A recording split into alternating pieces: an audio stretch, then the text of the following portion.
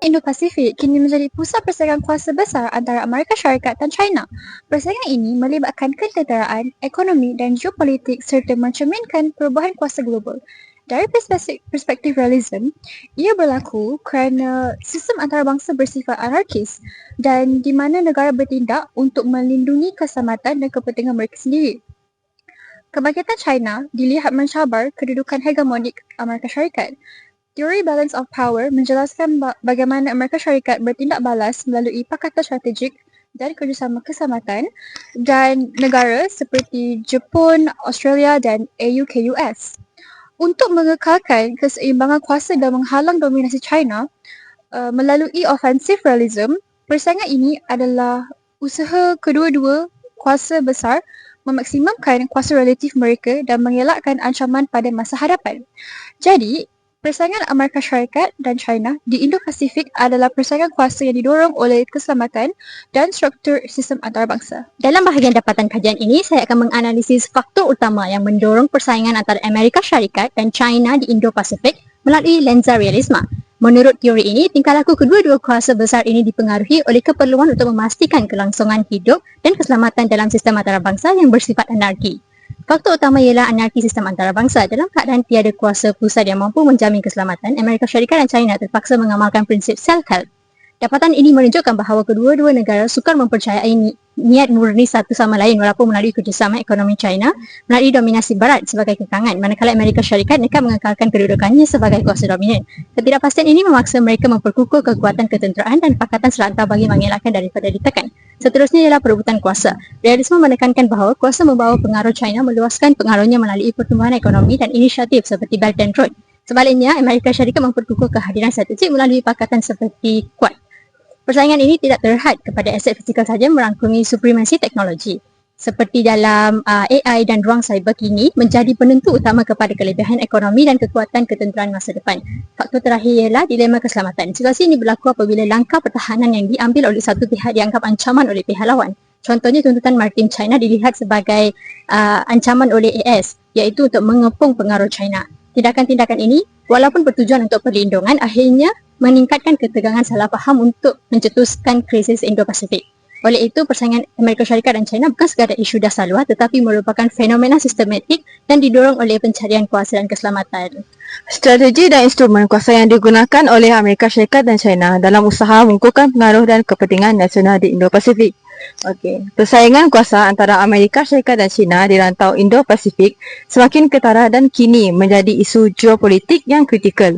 Rantau ini bukan sahaja strategik dari segi geografi, malah memainkan peranan besar dalam perdagangan dunia, keselamatan dan pembangunan teknologi.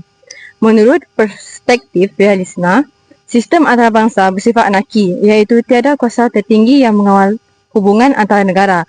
Oleh itu, setiap negara bertindak secara rasional untuk melindungi kepentingan dan keselamatan mereka.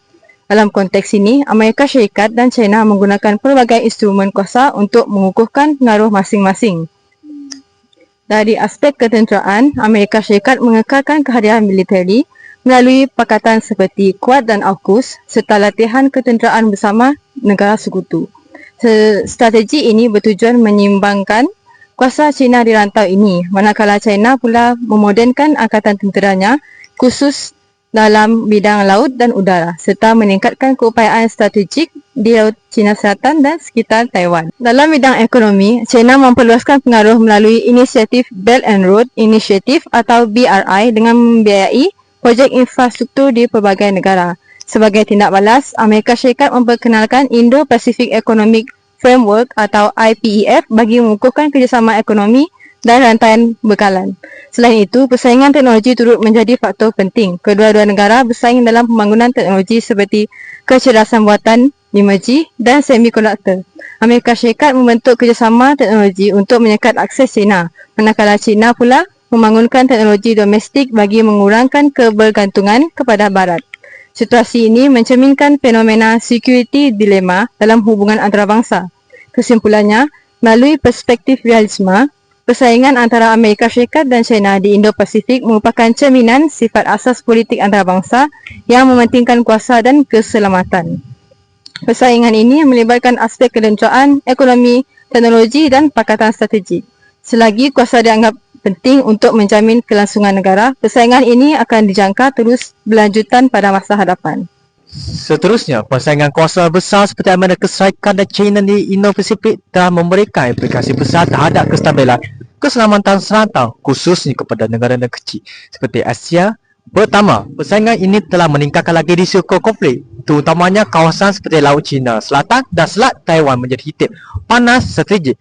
Kehadiran tentera yang semakin meningkat dan latihan kenderaan berterusan boleh mencetuskan salah satu taksir atau ketegangan yang membawa kepada konflik terbuka. Negara kecil berisiko terseret walaupun tidak mahu terlibat secara langsung. Kedua, berlaku perlumbaan senjata dan proses militarisasi.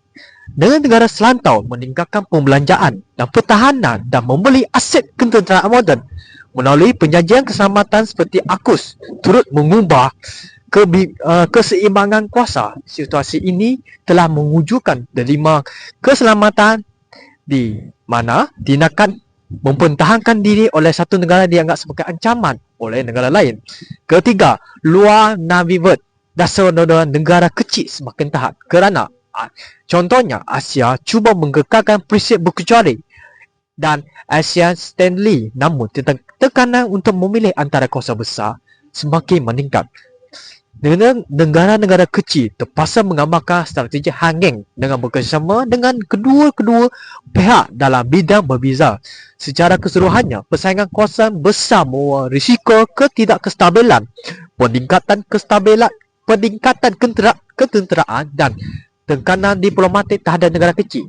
Namun begitu, jika diurus dengan bijak, negara kecil masih boleh memanfaatkan persaingan ini untuk memperkukuhkan kedudukan ekonomi dan diplomasi mereka. Sebagai kesimpulan dari perspektif realism, persaingan antara Amerika Syarikat dan China di Indo-Pasifik berpunca daripada sifat anarki, sistem antarabangsa yang mendorong negara bertindak demi kelangsungan dan kepentingan nasional masing-masing.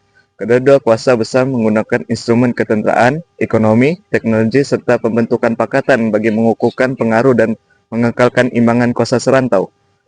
Persaingan ini memberi implikasi besar terhadap kestabilan keselamatan Indo-Pasifik, khususnya kepada negara kecil dan sederhana seperti ASEAN yang berdepan risiko konflik perlumbaan senjata serta keterbatasan ruang manuver dasar luar.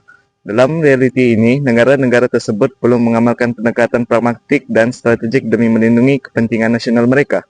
Keseluruhannya, dinamika ini mencerminkan realiti politik antarabangsa seperti yang dihuraikan oleh Niccolo Machiavelli, bahwa kelangsungan kuasa sering menuntut keputusan yang berpaksikan keperluan dan realiti, bukan semata-mata idealisme.